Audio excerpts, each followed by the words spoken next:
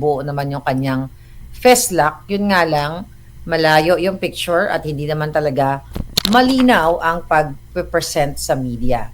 Then another thing, yung may nakuha pa ng driver niya na magkaroon ng or mag-selfie sa kanyang amo na si Yusek Cabral. So, another issue mga kababayan, actually, sabi ko nga, nagsusuntukan, nagsusuntukan yung kanilang mga pagpapaliwanag. Alright? So, isa-isahin natin yan. Okay?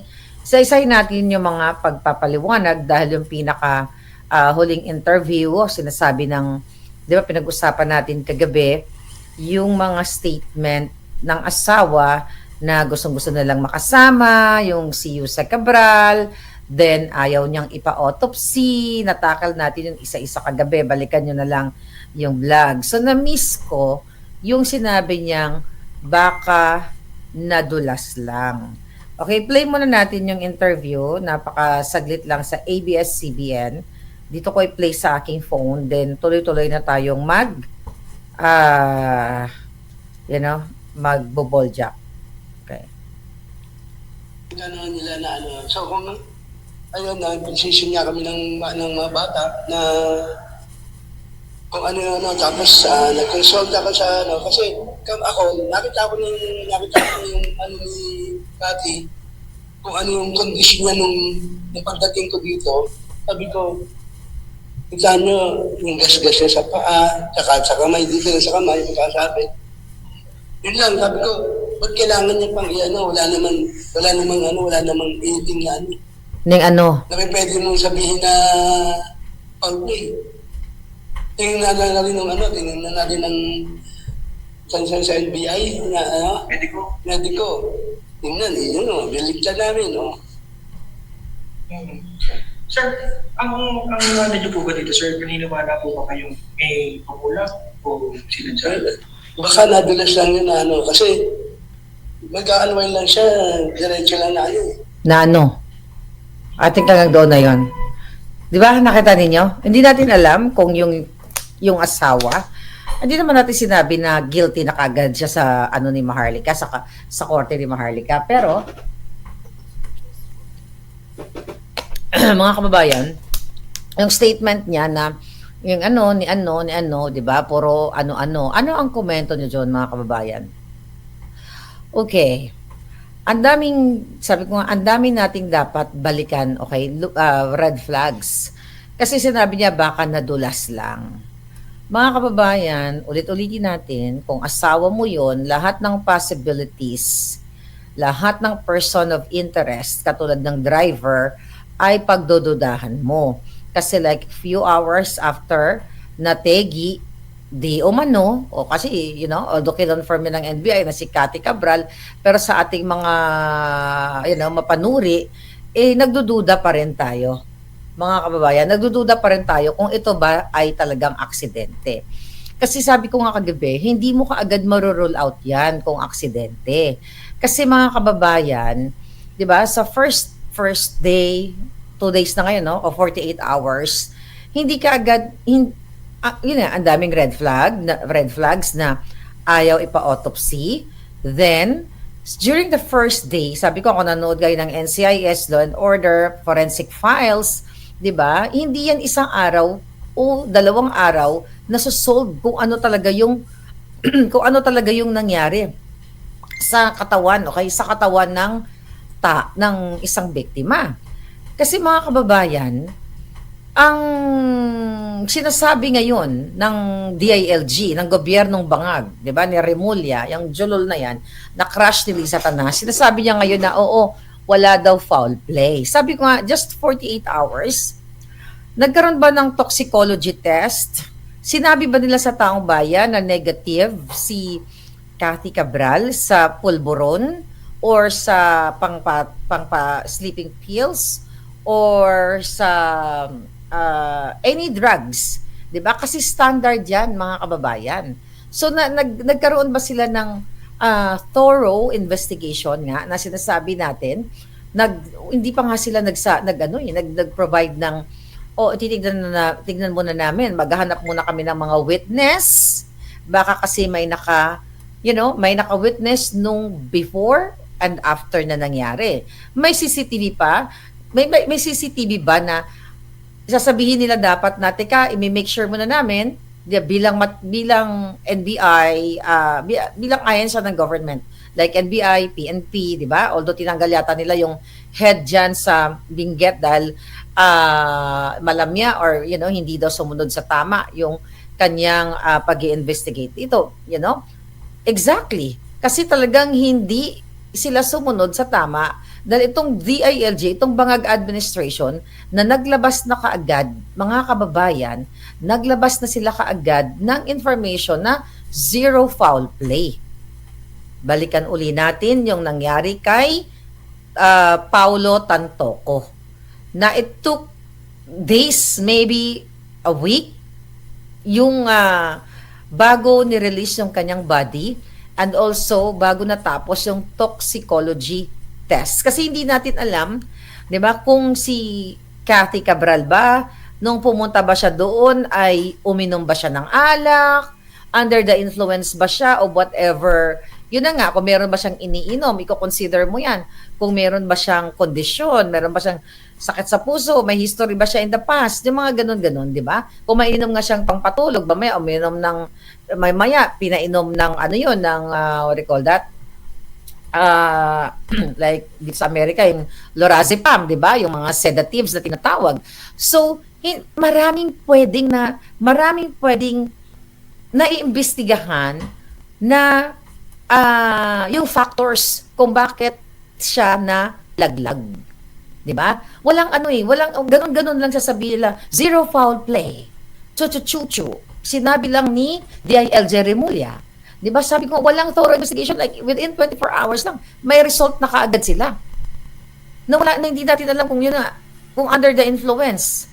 'Di ba? Sinabi nga natin kahapon na meron bang pattern or ebidensya based dun sa kanilang pag-check up kung nag-struggle ba itong si Cathy Cabral. So ang daming mga eksena na mga possibilities, sabi ko nga, na mga factors na pwedeng tignan ng gobyernong bangag na ito. Alright? Ulitin ko, 'di ba, ngayon dahil sinasabi si Leandro Leviste na sinabi daw ng gobyerno bangag, NBI, PNP, na kapag hindi sinurrender yung cellphone ni Cathy, ni Yusek, yung namatay, ay hindi nila ibibigay yung bangkay o yung katawan.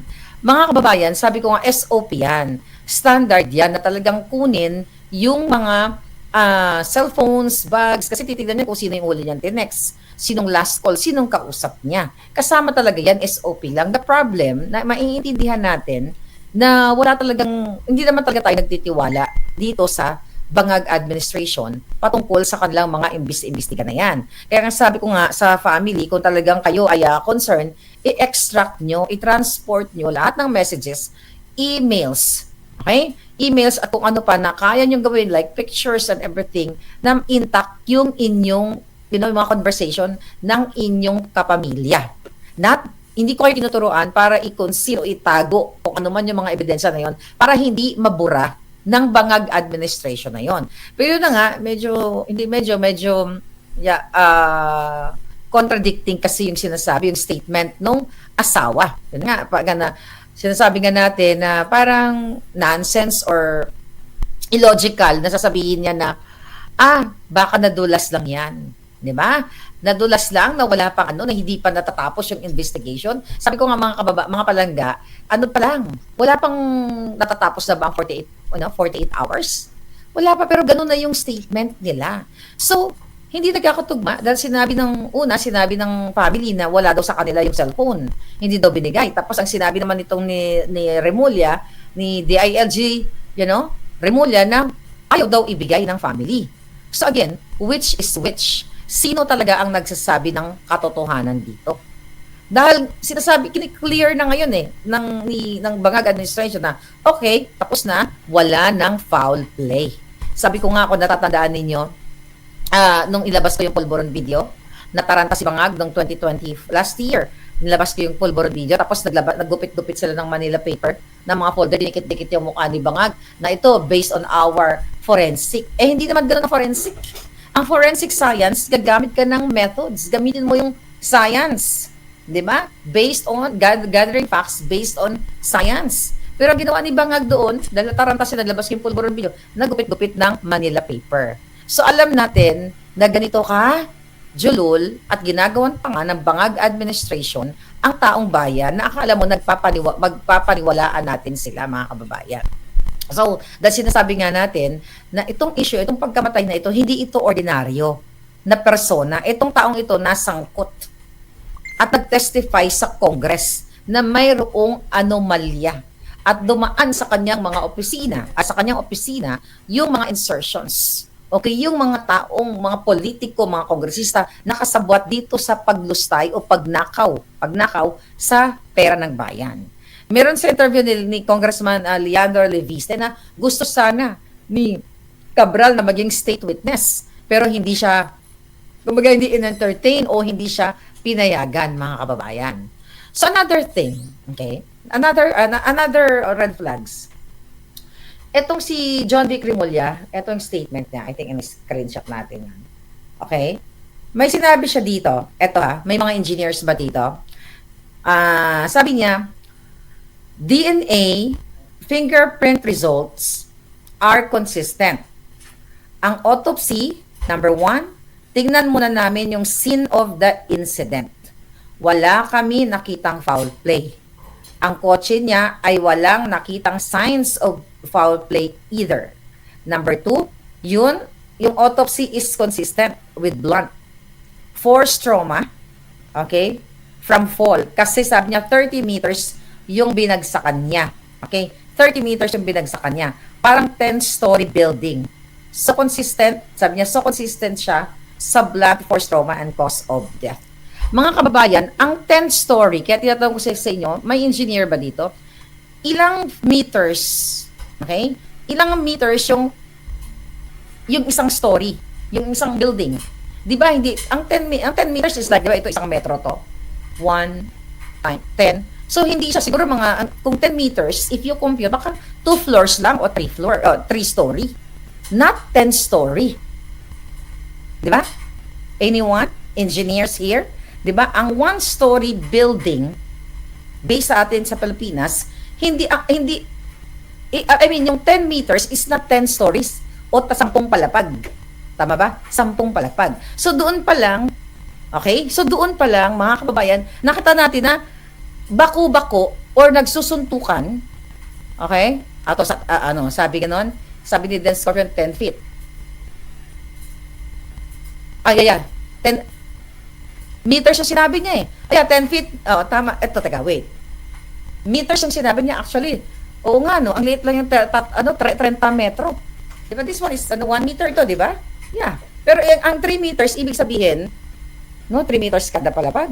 I don't think so. I think ang 10 story, around 45 meter. But anyway, mga kababayan, hindi natutugma. Palangga ang bahay namin dati, sa 80 meters pero 2 story. 80 meters pero 2 story. Ang sinasabi niya kasi 10 meters. Yes, considered 3 meters 1 story. Okay. Okay, pagpalakay na natin, sige, 10 story. Ako mag-focus kasi ako dun sa 10 story. Hindi ko siya i-technical doon. Pero, ang sinasabi ko dito, kung ano yan, kung mga kababayan, kung 10 stories ang binagsakan niya. Dahil mataas yung cliff, mataas yung bangin eh. So, bakit yung mukha doon sa, pinakita nila, intact pa. At ang durug-durug lang daw niya, paa. Di ba? Ang dami naman nating napapanood na pag bumagsak ka sa 10 story, lasog-lasog talaga yung katawan mo. Bakit ito malayo, di ba? Malayo yung yung shot ng Soko. Tapos hindi mo makilala, parang lang siya, not really Adino, pero hindi mo mamuestra kung siya talaga yun. Alright? So, ang pinakamaganda dyan, dapat ipakita nila sa taong bayan yung mukha. Kasi meron na lumabas na nabasa kong article na closed casket daw. Ayaw nila ipakita yung itsura nung bangkay nitong si Cathy Cabral. So mga kababayan, again, balik tayo, nahulog ba siya dahil intoxicated siya? Lasing ba siya?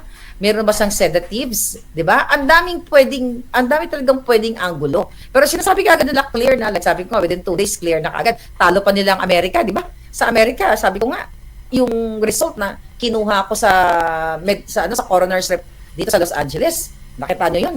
Nagtagal yun, ilang buwan pa bago na i-release sa akin yun. Dahil nasa proseso. So ngayon, when it comes to sinasabi ni Remulla na 10 story, pero ang paa lang ang durog-durog, parang, ang ulo buo eh. Imposible yan. Na malaglag ka, mga kababayan, sa 10 palapag. Eh, ang ulo mo buo pa. Ang katawan mo buo pa. Dapat bali-bali ka na. Kasi 10 stories eh. Di ba? So, dito talaga marami tayong nakikita. Marami tayong nakikita na posibleng hindi sila nagsasabi ng totoo. Kasi ang sinasabi nila, yung paa lang daw ang durog-durog. Pero yung ulo, buo. Yung kamay ba, may bali ba siya? Hindi lang pwedeng isasabihin nila na zero foul play. Tapos maniniwala ba tayo?